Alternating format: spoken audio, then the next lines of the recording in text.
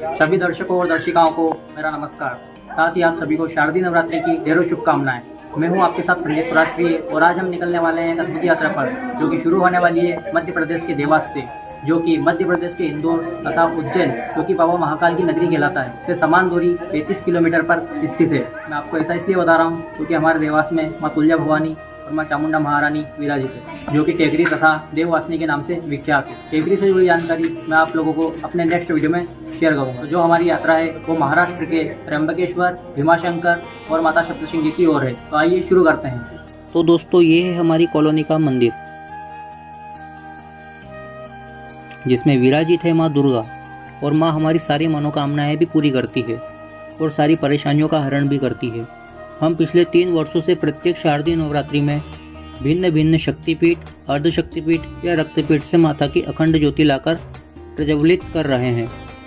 और इसलिए इस वर्ष भी हम, जैसा कि मैंने अभी आपको बताया, महाराष्ट्र के भीमाशंकर, त्र्यंबकेश्वर के दर्शन करते हुए माता सप्तशृंगी के दर्शन कर वहाँ से अखंड ज्योति लाने वाले हैं। तो दोस्तों, हमारी मंडली ने ये ट्रेवलर गाड़ी रेंट पर ली है और हमारी यात्रा इसी से प्रारंभ होने वाली है। तो अभी हमारी गाड़ी में भोजन बनाने की सामग्री रखी जा रही है। तो आइए हम यात्रा का आनंद लेते हैं। तो जैसे ही हम निकलते हैं तो हमें इंदौर के आगे थोड़ा ट्रैफिक मिलता है।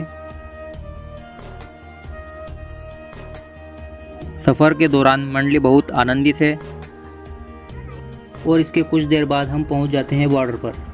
बॉर्डर मतलब भारत पाकिस्तान की बॉर्डर नहीं, मध्य प्रदेश और महाराष्ट्र की बॉर्डर। तो हम बॉर्डर को थोड़ा टहलते हुए क्रॉस करते हैं। इसके बाद हम सुबह सुबह पहुंच जाते हैं महाराष्ट्र के चांदवड़ ज़िले में, जहां मौसम काफ़ी ठंडा है, ठंडी हवाएं चल रही होती है, बादल पहाड़ों पर उतर आए हैं और हमारे लिए महाराष्ट्र का खूबसूरत नज़ारा यहीं से चालू हो जाता है।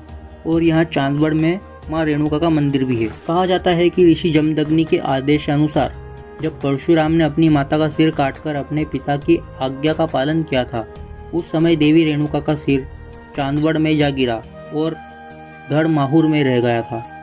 इसलिए इस देवी को जगत जननी के नाम से जाना जाता है, जो चांदवड़ के निवासियों द्वारा महाराष्ट्र की देवी कुल स्वामिनी श्री रेणुका माता के रूप में लोकप्रिय है। महारानी अहिल्या देवी होलकर ने वर्ष 1740 ईस्वी के आसपास इस मंदिर का जीर्णोद्धार करवाया था। चांदवड़ शहर में पहले देवी अहिल्याबाई होलकर रेणुका देवी की पूजा अर्चना करती थी। इसके बाद कई वर्षों तक होलकर परिवार इस कार्य को देखता रहा, लेकिन फिलहाल ये काम रेणुका देवी ट्रस्ट के जरिए होता है। तो हम यहाँ पर माता के दर्शन कर कुछ फोटोग्राफी करते हैं और यहाँ मंदिर प्रांगण में 2 दीपमालाएं भी है।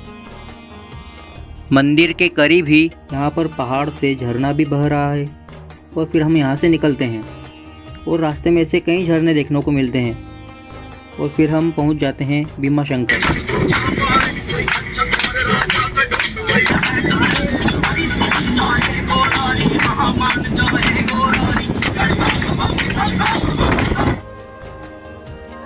तो दोस्तों देखिए, ये है भीमाशंकर मंदिर का मुख्य मार्ग, जहाँ पर बड़ी मात्रा में श्रद्धालु आए हुए हैं। पूरे रोड पर गाड़ियाँ ही गाड़ियाँ दिखाई दे रही है। भीमाशंकर ज्योतिर्लिंग भगवान शिव के 12 प्रमुख ज्योतिर्लिंगों में से 6ठे नंबर का ज्योतिर्लिंग है, जो कि महाराष्ट्र के पुणे जिले में स्थित है। यह ज्योतिर्लिंग घने जंगलों और पहाड़ियों के बीच सह्याद्री पर्वत श्रृंखला में स्थित है। भीमाशंकर ज्योतिर्लिंग का महत्व पौराणिक कथाओं के अनुसार भीम नामक एक असुर ने देवताओं और ऋषियों को परेशान करना शुरू कर दिया था तथा वह राक्षस कुंभकर्ण का पुत्र था और उसे भगवान शिव पर विजय पाने का अभिमान था। तब देवताओं ने भगवान शिव से प्रार्थना की। तब भगवान शिव ने राक्षस भीम का वध किया और उसी स्थान पर भीमाशंकर के रूप में प्रकट हुए। और अब हम पहुंच चुके हैं मंदिर प्रांगण में। भीमाशंकर ज्योतिर्लिंग को भीमा नदी का उद्गम स्थल भी माना जाता है। कहा जाता है कि भीमासुर का वध करने के बाद शिव जी के पसीने से यह नदी निकली थी। तो मंदिर प्रांगण में जहाँ बड़ी लंबी लाइनें लगी हुई है, तो हम बाबा के दर्शन करते हैं और मंदिर में कैमरा अनुमति नहीं होती है तथा जैसे ही हम दर्शन करके बाहर आते हैं तो बारिश चालू हो जाती है। हम बारिश के रुकने का इंतजार करते हैं और जैसे ही बारिश रुकती है तो हम पार्किंग में खड़ी गाड़ी के पास जाने के लिए निकलते हैं और चारों तरफ देखते हैं तो बारिश के कारण पूरा धुआं धुआं रखा होता है, जो कि देखने में बहुत बढ़िया लगता है। और फिर हम निकलते हैं भगवान त्र्यंबकेश्वर के दर्शनों के लिए। तो हमें गूगल मैप से पता चलता है कि रास्ते में पर्यटनों के लिए एक झरना पड़ता है। तो हम निकल जाते हैं इस वाटरफॉल के लिए, जिसका नाम है नेकलेस वाटरफॉल। यहाँ पर हम सुबह सुबह पहुँचते हैं और देखते हैं कि चारों ओर पहाड़ों को बादलों ने घेर रखा है मानो जैसे पहाड़ों पर बादलों ने अपना डेरा जमा रखा हो। इसके साथ ही हम आगे बढ़ते हैं और वहाँ की हरियाली, वहाँ की खूबसूरती देखते हैं और हमारी मंडली भी खूब मजे कर रही होती है। और ये जो झरना देख रहे हैं आप, हमें वहीं पर जाना है।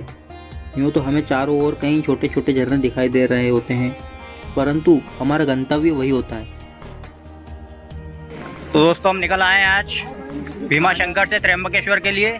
बीच में पड़ता है नासिक से 15 से 20 किलोमीटर की दूरी पर नेकलेस वाटरफॉल, जो कि देखने के लिए बहुत ही लाजवाब है। तो अभी आपको मैं दिखाता हूँ इसके फ्रंट व्यू कुछ ही देर में। ये हमारी पूरी मंडली है। इस जगह की बात कुछ अलग ही है। यहाँ पर चारों तरफ से वाटरफॉल हो रहा है और वाटरफॉल के बाद में जो पहाड़ है ये भी बहुत ऊंचा है। दोस्तों ये नेकलेस वाटरफॉल का जो व्यू है, ये चारों तरफ से घिरा हुआ है और काफ़ी ऊंचे पहाड़ से वाटरफॉल हो रहा है। चारों तरफ से कुछ छोटी धाराएं, कुछ बड़ी धाराएं प्रवाहित हो रही है। काफ़ी हाइट है इसकी और देखने में एकदम लाजवाब है। काफ़ी शानदार व्यू लग रहा है दोस्तों।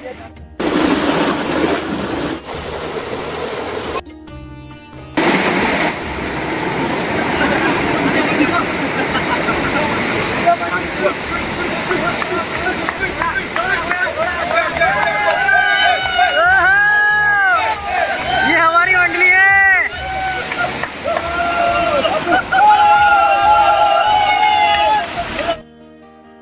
और इसके साथ ही हम पहुंच जाते हैं झरने के पास, जो कि बहुत खूबसूरत, अति मनमोहक लगता है।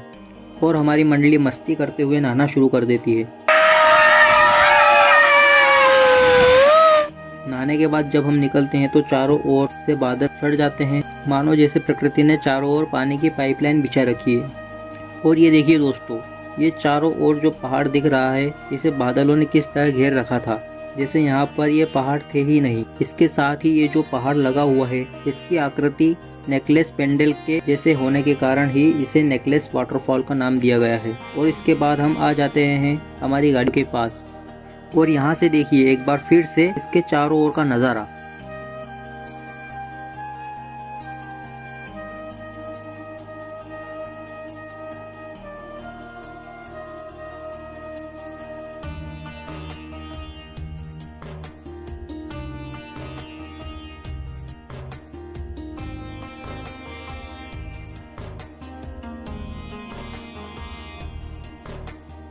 हाँ तो दोस्तों, हमारी मंडली के सभी सदस्यों को लग जाती है भूख, तो हम बनाते हैं यहाँ पर पोहे। इसके बाद हम सभी पोहे की नाश्ता करते हैं और निकल जाते हैं त्र्यंबक अर्थात भगवान त्र्यंबकेश्वर के दरबार में। और शुरुआती के प्रांगण में भीड़ नहीं होती है, तो हमें लगता है कि शायद आज भीड़ नहीं होगी, पर जैसे ही हम आगे प्रांगण में पहुँचते हैं तो काफ़ी भीड़ दिखाई देती है। और यहाँ LCD में भगवान के दर्शन कर सकते हैं। और फिर हम पहुँचते हैं मंदिर के मुख्य द्वार पर, जहां ऊपर की ओर प्रथम पूज्य भगवान गणेश जी की प्रतिमा बनी हुई है। और जब हम मंदिर में पहुंचते हैं तो मंदिर में कैमरा अलाउ नहीं होता है, तो हम दर्शन कर सभी बाहर आ जाते हैं और मंदिर के बाहरी आवरण को रिकॉर्ड करते हैं, जो कि बहुत ही आकर्षक होता है। और एक बात, हमारे भारत की जो पुरानी पद्धतियाँ हैं उनका मुकाबला कोई नहीं कर सकता, चाहे किसी भी क्षेत्र में हो, आर्किटेक्चर हो, आयुर्वेद हो, युद्ध नीति हो आदि। हाँ तो दोस्तों, उसके बाद हम निकल आते हैं माता सप्तशृंगी की ओर, परंतु उसके पहले हम जाते हैं नासिक गंगा गोदावरी घाट, जहाँ लगता है कुंभ, और वहाँ भी कई मनमोहक छवियाँ देखने को मिलती है। और फिर निकलते हैं माता के दर्शनों के लिए।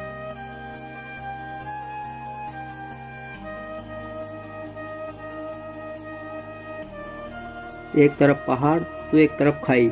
इसके साथ ही हम पहुंच जाते हैं सेल्फी पॉइंट पर। वहां का दृश्य भी बहुत आकर्षित होता है और हम यहां पर फोटो वगैरह लेते हैं।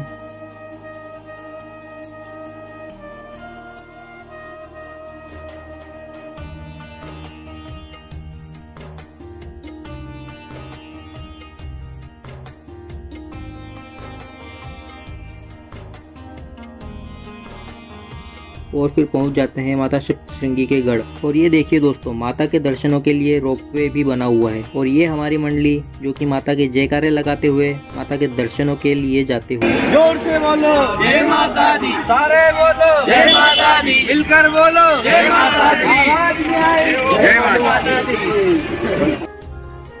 और हमारी मंडली सीढ़ी मार्ग से माता के दर्शनों के लिए जाते हुए जय माता दी, जय माता दी, जय माता दी।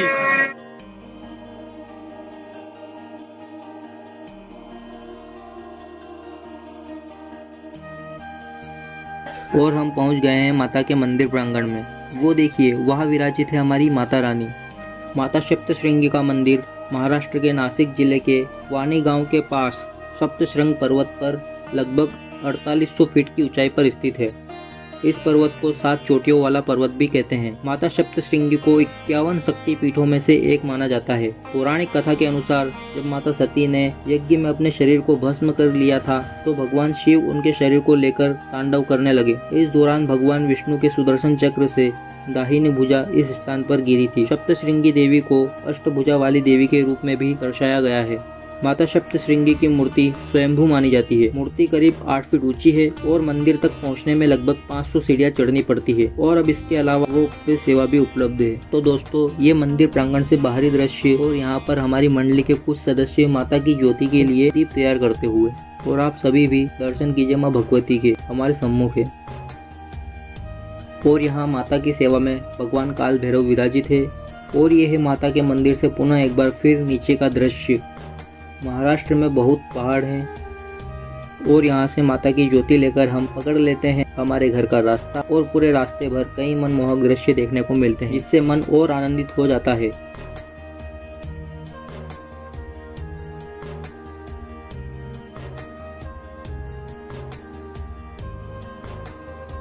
तथा रास्ते में रुककर हम लोग भोजन बनाते हैं। और इससे पहले भी हमने 2 जगहों पर भोजन बनाया था। भोजन करने के बाद हमारी मंडली नाचने का प्रोग्राम बना लेती है, वो भी देखो।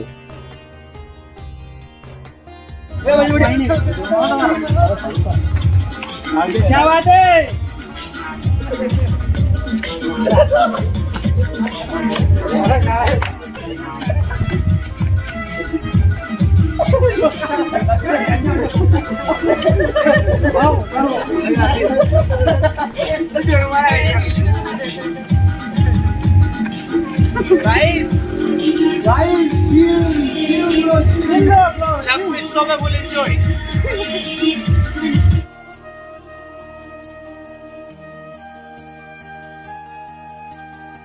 और फिर हम यहाँ से निकलते हैं और सुबह सुबह मध्य प्रदेश के महेश्वर के आसपास जहाँ माँ नर्मदा नदी की निर्मल धारा देखने को मिलती है।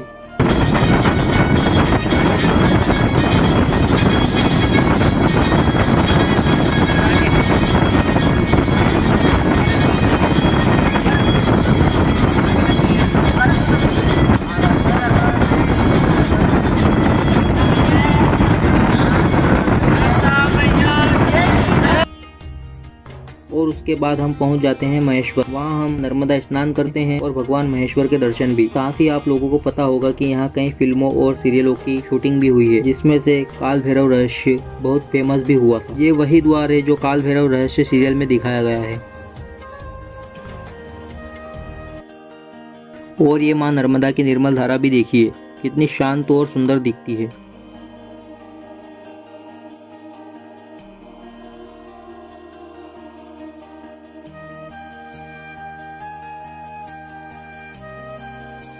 और अब हम हमारी कॉलोनी में पहुंच चुके हैं, जहां हमारे मार्गदर्शक, हमारे वरिष्ठ जन माता का स्वागत करते हैं और साथ ही मंडली के सभी सदस्यों का भी।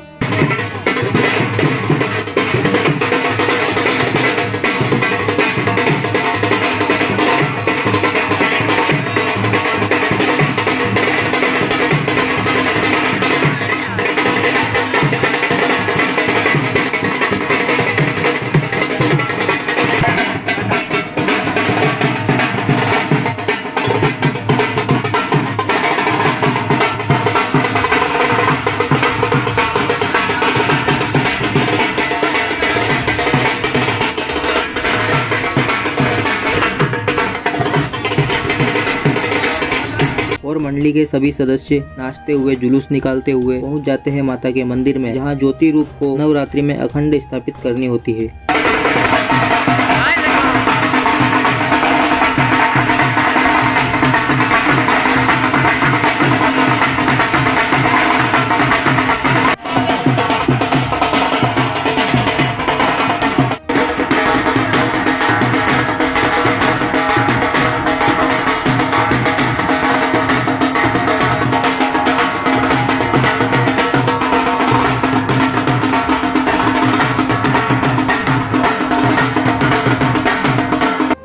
आप सभी दर्शकों की मनोकामनाएं माता रानी पूरी करें।